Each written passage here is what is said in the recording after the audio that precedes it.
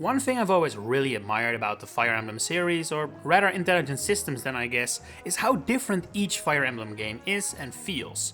No two games in the series are the same, they all have unique features and quirks unique to them.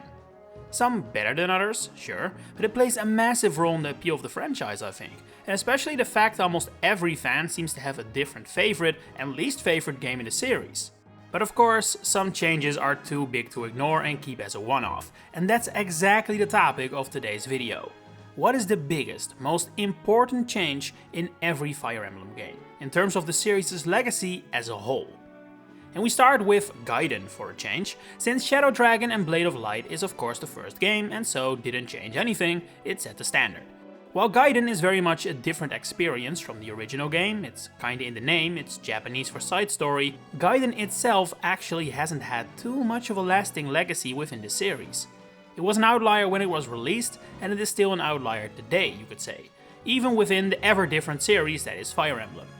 My first idea was to pick the world map, which debuted in Gaiden and since made quite some reappearances all over the series, especially in the more recent era. But as I looked deeper into it, I came across something that I had completely forgotten originated from Gaiden and is most definitely more impactful and important than a mere world map. Branching promotions. Sacred Stones is often credited for this, and that's understandable. It brought it back after decades of absence and modernized it in a way that directly influenced how it would later turn into a sandbox of sorts on 3DS. But the first game to feature branching promotions was actually Gaiden. It was still limited, much more so than it would be later, since it's exclusive to villagers rather than every single class like it will later be. But since this is where the seeds of this massively important change were planted, I'm giving it to Gaiden. Especially since I think Sacred Stones has some other options later as well, Gaiden is short on those. And speaking of being short on options, Mystery of the Emblem. Seeing as this game is half remake of a game that came out a mere 4 years prior, I think it's understandable that it doesn't add anything major, but I have to say, I didn't expect to be so low on options. As such, I'm picking a new feature that I actually didn't want to pick, simply because I feel like I have to, and that is the support system. Obviously, this is a massive feature of the modern Fire Emblem series, one of the biggest in fact, and its roots lie in Mystery of the Emblem. Sort of. Because while technically the system started here, granting bonuses in battle based on affinity, it's definitely not at the point where it would eventually get to yet, especially in terms of what we associate with supports nowadays and why the feature is one we cannot imagine Fire Emblem succeeding without. That would come later, and spoiler alert, it is 100% gonna be the winner when we get to that game, but simply due to a lack of options, it wins for Mystery of the Emblem too. Now, that was 2 meager games back to back, but don't worry, our next one is a massive challenge to pick just one. Genealogy of the Holy War introduced so many elements that have since become series staples, it is borderline insane. Fire Emblem would have looked so different today if it wasn't for this game. It has some monumental additions. Child units as a result of pairing units up, for example. Literally the thing that often gets credited as a reason for why Awakening became the hit it did. But what about skills? Hugely important, I literally can't imagine the series right now without it, and they debuted it in FE4. But of course the winner has to be the weapon triangle. This is like one of Fire Emblem's most defining, iconic elements, to the point I'm willing to bet some of you watching who joined the series a little later and might not have played these older titles have no idea that the weapon triangle hasn't always been there. But really, the first 3 Fire Emblem games don't have it. It made its debut in Genealogy of the Holy War and became an absolute staple for games and games on end, until it eventually started becoming less important, but still it has never disappeared and it probably never will be gone completely. Easily one of the biggest, most impactful changes ever made in the series, no doubt about it. Thracia 776 is in many ways a sort of mini genealogy, you could say, in terms of scope and philosophy, and it actually also kinda rings true for the purpose of this video. Just like its predecessor, Thracia introduces a ton of new ideas, many of which have remained unique to Thracia to this day, or have stayed around but never became as impactful as, say, the weapon triangle. Think Fog of War, or the option to rescue and capture units. Weapon levels, as we know them today, also hail from Thracia, after technically being introduced in Genealogy, but refined in a not so unimportant way here. And while that is definitely more impactful than mist on a map, it still cannot come close to the winner. Paralogs. While these actually were quite different still during these days, often referred to as Gaiden chapters or side stories, the premise is the same thing. Nearly every game following Thracia has featured these to some extent, and especially in recent years, more and more focus has been put on these as something you really want to play in order to get access to new exclusive units. As such, I can't see Paralogs going anywhere anytime soon, meaning Thracia itself may have become the forgotten child of the Fire Emblem series, but its most important new feature is definitely not one left in the past. Next up, the Binding Blade, and we can keep things short here because I've kinda already touched upon it. It's support conversations. Of course it is. It may not be a gameplay feature, but this is easily up there with the weapon triangle as to how important it is for Fire Emblem as a series and the impact this inclusion has had on the series as a whole. Hell, I think you can argue this is the biggest change in the entire series. Had the weapon triangle never been introduced, the gameplay would look quite different, but as recent games have shown, it doesn't have to be present in order for the combat to work. But had support conversations never been introduced, then I don't think the series would have been around today if that's the case. And even though Binding Blade's implementation is far from perfect yet, I mean, during a casual playthrough it's like it doesn't even exist yet, the fact of the matter is that it's still a change Binding Blade introduced, and a very important one at that. After some games with massive implementations, we take a little step back for the Blazing Blade now. This game didn't actually introduce all that much compared to Binding Blade, it did more refining than implementing. It also feels a little cheap to say the avatar, a playable character, hails from this title. Even if Mark definitely is one, I'm not sure if he can really be considered an avatar in the same mold as the ones we have come to know in recent entries. Although, it's not like we have a ton of options, so I'm gonna go with another cheap one, a change that is definitely more important than avatars. Releasing the games overseas. Yeah, I told you, it's cheap. But it's still a change, still a new feature, I guess, and obviously a massively important one. The most important one if you consider it an actual change. But yeah, as you can tell from my wording, I'm a little conflicted on whether it should count, so I suggest we just slot it in and move on to the Sacred Stones, where, like I said, branching promotions were reintroduced in a way that now covers all units, as has since become the staple, and yet I'm not gonna pick this as my winner, simply because Gaiden already kinda did it and we have close competition. And that's actually another thing related to Gaiden. Whereas that game introduced a world map, Sacred Stones was the first to actually fill it up with things to do, i.e. it introduced grinding mechanics into the series in the form of skirmishes. Might feel like a minor thing, something we don't really think about much, but it is actually quite an important change and has become an absolute mainstay since Awakening, one I can't see going away anytime soon either. So while it may at first sight not feel as important as branching promotions, the fact of the matter is that Free Houses and Engage don't have that anymore, while they most definitely have skirmishes and other ways to grind either your units or supports. It's a really underrated addition, I think, that lays the groundwork for some of the important changes made later down the line. I mean, no skirmishes means no grinding supports, means less opportunity for unit customization and less accessibility for newer players. When we get to the two Tellius games, we definitely hit a bit of a rough spot in terms of big, important changes.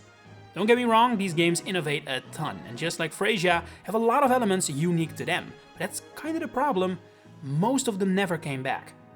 For Path of Radiance, if we want to go very cheap, we could go for 3D graphics, but that feels even worse than releasing overseas for the Blazing Blade, so I'm instead gonna go for forging.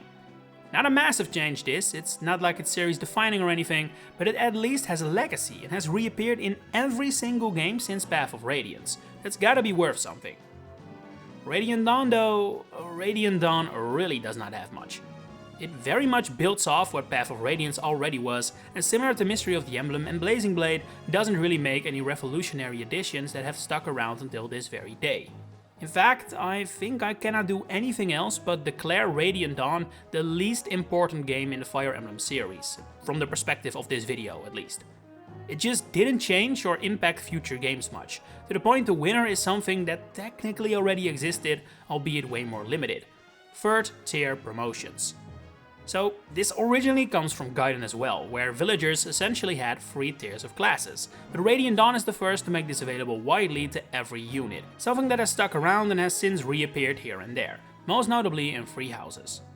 Plus, unlike some other winners in this video, this is actually something I could see being implemented more in the future rather than less, even if it doesn't change the fact that it's most certainly the least impactful change of the video. And yes, that means that Radiant Dawn is even less impactful than actual full-on remakes. Because yeah, the DS remakes may not have sold too well or really left an impression on the fanbase, but they did introduce some quite important things. For Shadow Dragon, the win has to go to reclassing, the ability to freely swap between classes in order to maximize customization. On the DS, this feature still comes with its limitations, but it lays the groundwork for what will become the foundation of the sandbox approach we've seen ever since on the 3DS and the Switch, to the point reclassing is an absolute staple and even selling point of the series today.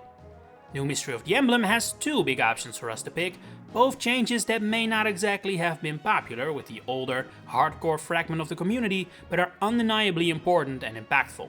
The first is Casual Mode, the option to have fallen units not actually die, which has returned ever since New Mystery and is absolutely never going away at this point. Like I said, there's certainly a group of people who will never play Fire Emblem with this mode turned on, me included honestly. I prefer the stakes of knowing making a mistake at least cost me a rewind, but there's no denying this change has been massively important for making Fire Emblem more newcomer friendly. However, the fact there is still a decent chunk of people for who this change doesn't impact anything also means that it loses out to the winner here. Avatars. Yeah, I don't think Mark can truly be considered an avatar in the same way as Robin, Corrin, Byleth and Alear, but Chris definitely can. Their role is similar, their customization is similar, they 100% are an avatar, as has since become an absolute staple of the series, arguably to the point it has gone a little too far. But hey, a change doesn't have to be positive to be impactful and important. Next up, a very interesting game for the topic of this video, Awakening. So many elements that are nowadays absolute staples of the Fire Emblem series, literal reasons people buy the games for, were created that way in Awakening. But most of that was actually improving upon what already existed. Romance? Not new. Avatars? Not new. Skill madness? Not new. Character min-maxing? Not new. All of these elements were tweaked, improved, I guess you could say perfected in a way, in Awakening, but in terms of actual brand new things, Awakening really doesn't have as much as you would think. What first came to mind was DLC and internet capabilities, but even those Fire Emblem has kinda sorta maybe had before, with things like the Satellaview expansions and bonus chapters in the DS remakes, even if the way Awakening does it has been literally repeated in every game since. And so I'm going for something truly new. Pair-up mechanics. Sure, this mechanic may have originally been so incredibly broken that it has never literally returned since, but Fates, Free Houses and Engage all have mechanics that are clearly based on pair-ups, with guard stands, adjutants and emblem rings/chain attacks. As such, it seems like IS has taken a liking to the idea of it and is always looking for new ways to implement it better, with differing levels of success, I'd say. But yeah, I wouldn't be surprised at all if the new games give it another shot with another new spin on the pair-up formula.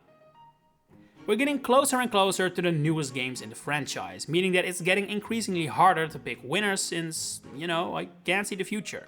I don't know what newly introduced mechanic may stick around for decades and which we might never see again after Engage. For example, right now, one of Fates' most impactful changes appears to be massively branched story paths, to the point you're essentially playing different games. It was Fates' whole thing, and it has become a major success and selling point for Free Houses as well, so I wouldn't be surprised if it comes back in the future, but at the same time I'm not willing to put money on it either. It very well might not, or at least not as consistent as my winner, My Castle, a hub area for you to visit in between chapters. Free Houses has this with the Monastery, Engage has the Somniel, and Free Hopes even has it too, so love it or hate it, we're looking at a brand new series staple right here. I personally really like these hub areas, I know that not everyone does, that's also understandable, they're not perfect, but I cannot see IS dialing this back now. It's obvious they have great faith in it and see it as a perfect addition to the main combat loop of the game. Now, whereas Fates and the two Switch games require some foresight in order to predict what will stick and what won't, I actually don't have that problem with Shadows of Valentia whatsoever. Two major changes were made here that I am willing to bet this entire channel on never being reverted, so all we have to do is decide between them. First is the full voice acting this game has. Awakening and Fates already made baby steps in this department, even if technically the Tellius games also already have some minor voice acting too, but Shadows of Valentia dials it up to 11 with fully voice supports and story dialogue. It's an absolute game changer in the way characters are perceived by the audience, and it's no coincidence that literally the first new game to feature it has a wide set of fan favorites among its roster. But even if Free Houses probably benefited more from it, its echoes changed the claim. Although it isn't enough for the win. Because once again, I feel like picking these kinds of out-of-game elements feels a little cheap, so I'm gonna go with another massive new addition that isn't going anywhere. Milla's Turn Wheel, the option to revert turns. My god man, this is a game changer. I don't think I've ever asked for it specifically before Echoes, but now that I have it and I'm used to it, I hate when I'm without it.